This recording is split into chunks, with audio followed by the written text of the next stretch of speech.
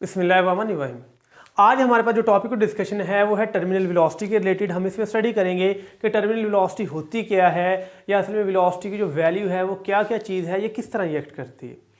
पहले सबसे हम ये देखते हैं कि असल में जब ड्रॉपलेट नीचे की तरफ गिरता है तो कौन सी फोर्स लगती है। यानी अगर देखा जाए, लेट्स सपोज मैं कितनी ड्रॉपलेट की एग्जांपल लूँगा कि ड्रॉपलेट असल में नीचे की तरफ गिर रहा है और ये हमारे पास वाटर ड्रॉपलेट है और इसकी शेप जो हम समझेंगे वो एक स्फीयर शेप है।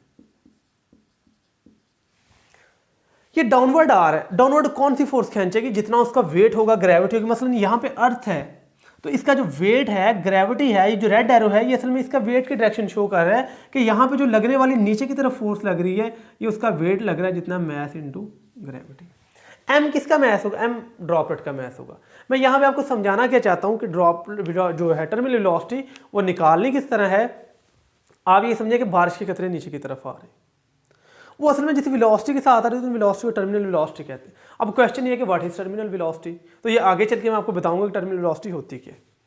अब असल में उनको नीचे की तरफ खींचने वाली जो चीज़ होती है, मैंने बताया उनका वेट होता है। अब जैसे ही आपने देखा कोई चीज़ नीचे की तरफ गिरती है तो नीचे से हवा उसको ऊपर की तरफ धकेलती है। हवा का जो नीचे से ऊपर की तरफ इफेक्ट है, मैंने आपको लास्ट लेक्चर में डिटेल से बताया था, वो असल में ड्रैग फोर्स होती है। तो हमारे पास इसके ऊपर डाउनवर्ड से अपवर्ड ये जो ब्लैक एरो है ये आप ड्रैग फोर्स की डायरेक्शन देगा।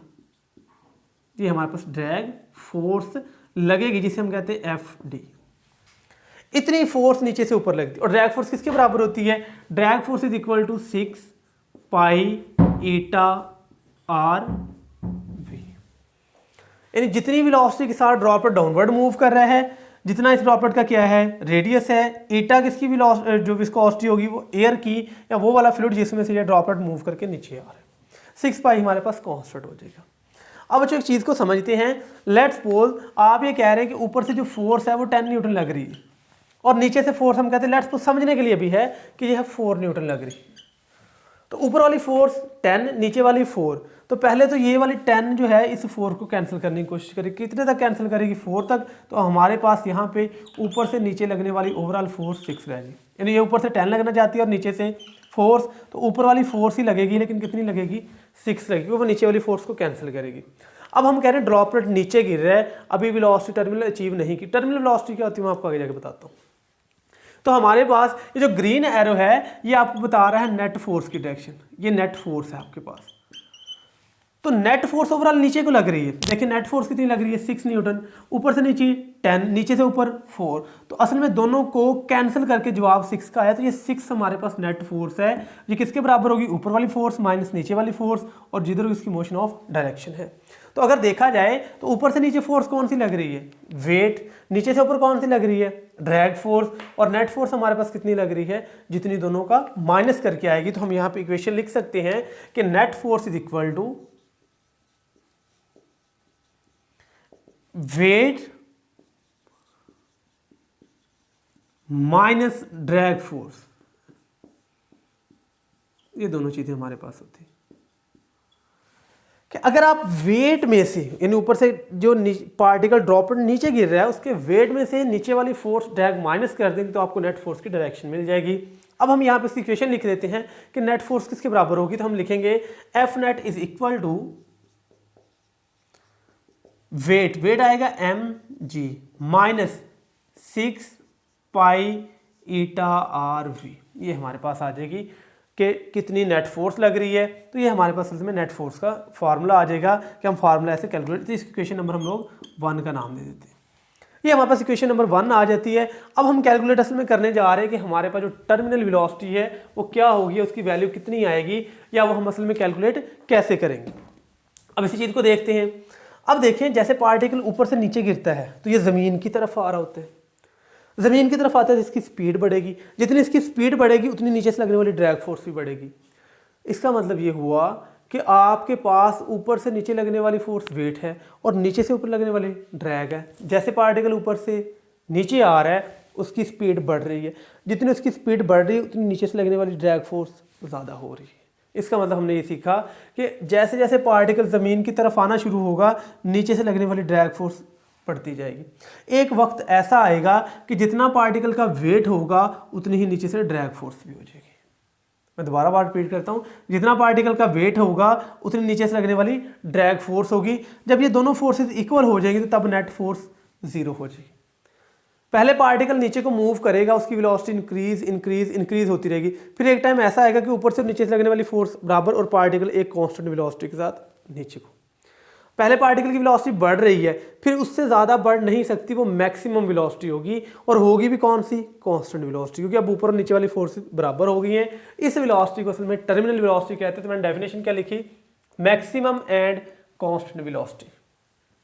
एक तो मैक्सिमम होती है और एक होती कांस्टेंट है, इसके बाद ज़्यादा वेलोसिटी नहीं बढ़ सकती क्योंकि जो ड्रैग फोर्स है becomes equal to the weight और वेट से ज़्यादा नहीं होगी। तो हम कहेंगे जब पार्टिकल के ऊपर टर्मिनल वेलोसिटी अचीव हो जाएगी तो तब अपवर्ड फोर्स और डाउनवर्ड फोर्स बराबर हो जाएंगी, नेट फोर्स की वैल्यू क्या हो जाएगी, 0। तो जवानों मैं यहाँ पे क्या लिखने जा रहा हूँ कि मैं ये लिखने जा रहा हूँ कि जब v जो है वो किसके बराबर हो जाती है, टर्मिनल वेलोसिटी के रिलेटेड, कि जब आपकी पार्टिकल की वेलोसिटी टर्मिनल वेलोसिटी के रिलेटेड निकल जाए तब हमारे पास क्या चीज़ आएगी।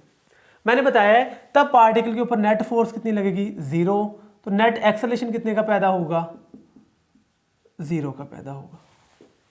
बच्चों तब नेट एक्सेलरेशन पैदा नहीं होगा, क्यों, पार्टिकल के ऊपर अपवर्ड डाउनवर्ड फोर्सेस बराबर हो गई हैं, तो अब नेट फोर्स नहीं लगेगी और पार्टिकल फिर भी नीचे को मूव करता रहेगा। क्वेश्चन ये है कि सर ऊपर वाली और नीचे वाली फोर्सेस बराबर हो गई है, नेट फोर्स किसके बराबर हो गई है, 0। तो मैं फिर भी कह रहा हूँ पार्टिकल की डायरेक्शन ऑफ मोशन नीचे को होगी।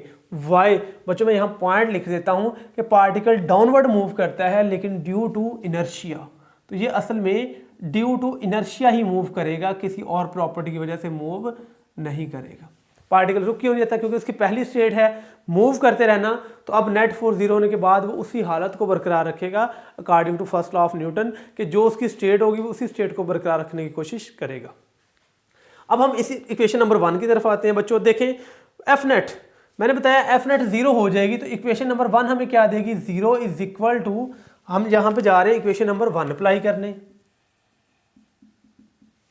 0 is equal to mg minus 6 pi eta are v. तो मैं यहाँ पे लिखूंगा 0 is equal to mg minus 6 pi eta are v, और ये v कौन सी हो जाएगी, टर्मिनल।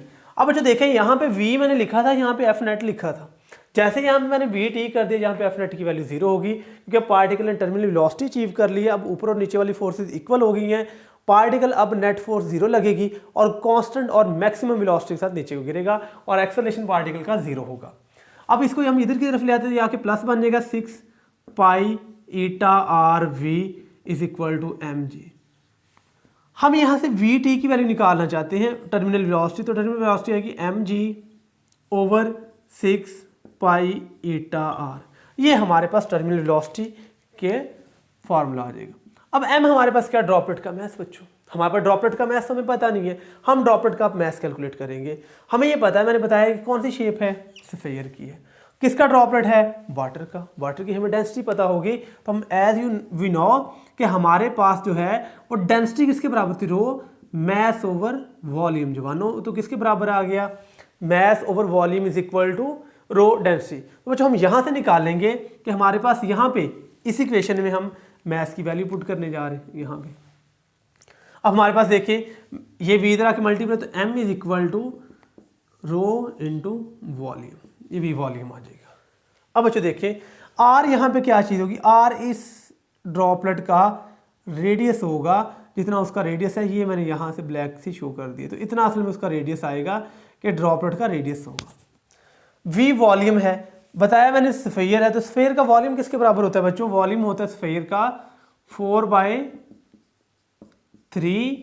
पाई आर का क्यूब। तो ये हमारे पास वॉल्यूम ऑफ स्फीयर आ गया। यहाँ पे वॉल्यूम पुट करें तो हमारे पास m किसके बराबर आ जाएगा, m is equal to density 4/3 pi r का क्यूब। ये हमारे पास मैस की वैल्यू आ गई है।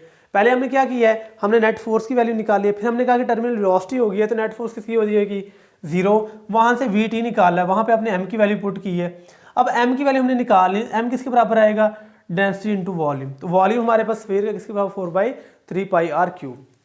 इसको हम इक्वेशन नंबर 3 क्या देते हैं, हमारे पास ये इक्वेशन नंबर 3, तो ये इक्वेशन नंबर हमारे पास 2 होगी। अब देखें 2 में 3 पुट करने से यहाँ पे हम m की वैल्यू पुट कर दें, बच्चों हमारे पास क्या बनेगी, m is equal to density 4/3 pi r. तो हम यहाँ पुट करेंगे कि पुटिंग 3 इन 2, तो हमारे पास आंसर क्या बनेगा वो हम चेक करते हैं कि टर्मिनल वेलोसिटी का फार्मूला क्या आएगा। पुटिंग 3 इन 2, तो बच्चों देखिए Vt is equal to M g, तो हमारे पास आ जाएगा Vt is equal to rho 4/3 pi r का cube into g over 6 pi eta r, ये हमारे पास आ जाएगा। अब इसको हम सॉल्व करते हैं थोड़ा सा। ये 3 जो है इसके ओवर में है तो ये इससे आके मल्टीप्लाई हो जाएगा, जैसे हम कहते हैं जी बटे का बटा नीचे आके मल्टीप्लाई हो जाएगा। तो Vt इज इक्वल टू रो 4 यहाँ बाहर आ जाएगा पाई आर क्यूब जी, यानी 4 पाई आर क्यूब जी और साथ में डेंसिटी आ गया जी, तो आ जाएगा 6 पाई एटा आर, और यहाँ पे हम मल्टीप्लाई करके लिखेंगे वो वाला 3 जो आया है। अब यहाँ पे पाई पाई से क्या हो जाएगा कैंसिल, आर इससे कैंसिल हो तो यहाँ पे आर की पावर 2, तो ये 2 इससे कैंसिल होगा 2 और यहाँ पे 3। तो हमारे पास देखें तो क्या बनेगा, Vt इज इक्वल टू 2 रो जी और ये आर का square divided by 3 multiply by 3 9 एटा। तो ये असल में हमारे पास टर्मिनल वेलोसिटी का रिलेशन आ जाता है कि हमारे पास टर्मिनल वेलोसिटी होती है। अब एक चीज़ याद रख लें कि अगर हम पार्टिकल का रेडियस डबल कर देंगे तो टर्मिनल वेलोसिटी 2 गुना बढ़ जाएगी। तो ये हमने लास्ट पे एक चीज़ याद रखनी है कि जो टर्मिनल वेलोसिटी है Vt जो है वो डायरेक्टली प्रोपोर्शनल होती है रेडियस के स्क्वायर के साथ। तो बच्चों अगर हम उसका रेडियस डबल कर देंगे तो वेलोसिटी 4 गुना बढ़ जाएगी। अगर हम उसका रेडियस जो है वो 3 टाइम कर देंगे तो वेलोसिटी 9 टाइम बढ़ जाएगी, यानी उसका स्क्वायर लेने के बाद बढ़ जाएगी। तो ये आप लोगों ने चीज़ याद रखनी है कि अगर आप उस मूविंग ड्रॉपलेट की रेडियस को डबल करते हैं तो वेलोसिटी उसके स्क्वायर टाइम्स के साथ क्या हो जाएगी, इंक्रीज हो जाएगी। तो बच्चों ये आपका आज का टॉपिक था कि टर्मिनल वेलोसिटी होती क्या है, या हमारे पास कैलकुलेशन क्या है। तो ये आज का आपका टॉपिक कंप्लीट हुआ। अगर आप का इसमें से कोई भी क्वेश्चन है तो आप वो क्वेश्चन कर सकते हैं, आपको उसका आंसर प्रोवाइड कर दिया जाएगा। तो मिलते हैं फिर एक नए लेक्चर के साथ।